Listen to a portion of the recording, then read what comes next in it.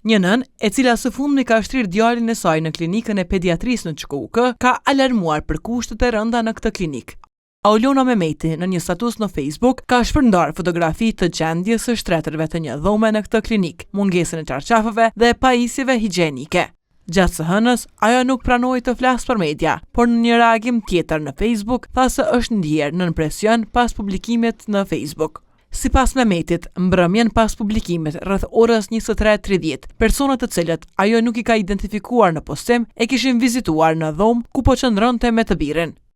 Situatën nuk ka pranuar ta komentoj drejtoresha e klinikës së pediatrisë Alie Keka Syla, me arsyetimin se aktualisht është shumë e angazhuar dhe po e përgatit raportin pikërisht për këtë çështje.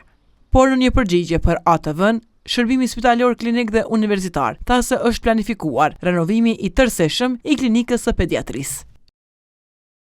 Në planin e investimeve për vitin 2026 është planifikuar renovimi i tërësishëm i klinikës së pediatrisë, si pjesë e angazhimit për përmirësimin e infrastrukturës dhe kushteve të ofrimit të shërbimeve shëndetësore. Aktualisht, kanë filluar punimet për renovimin e njëjeve sanitare, të cilat përbëjnë fazën e parë të këtij projekti dhe synojnë përmirësimin e kushteve higjienike brenda klinikës. Një udhëheqës shëndetësisë, Bujar Vitia, thotë se kjo ishte ankesa e dytë brenda 2 javë për shkak të mungesës së kushteve bazike.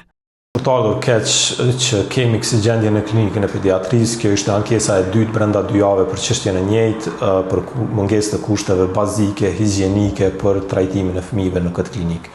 Por kjo nuk është e vetmja, sepse pamjet e ngjashme pothuajse kemi në të gjitha klinikat.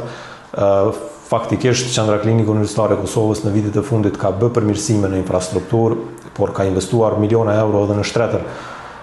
Por fatkeqësisht këta shtretër nuk po mirëmbahen si duhet. Ndërsa njohësja tjetër, Saranda Ramaj, thotë se ky nuk është rasti i parë që ka këso ankesa.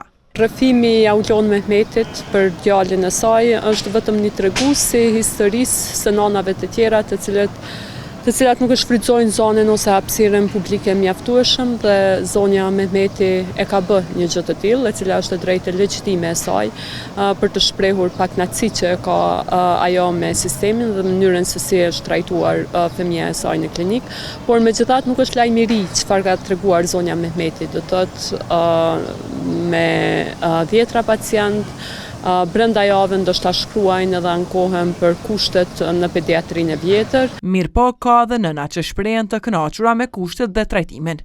Unë që 6 vjetë rrej këtë spital, kur kaç nuk o konë këtë spital. Megjithatë, familjarët dhe njohësit bëjnë thirrje që përveç investimeve të planifikuara, të ketë fokus të veçantë edhe për mënyrën e menaxhimit të kësaj klinike dhe të gjithë qendrës spitalore.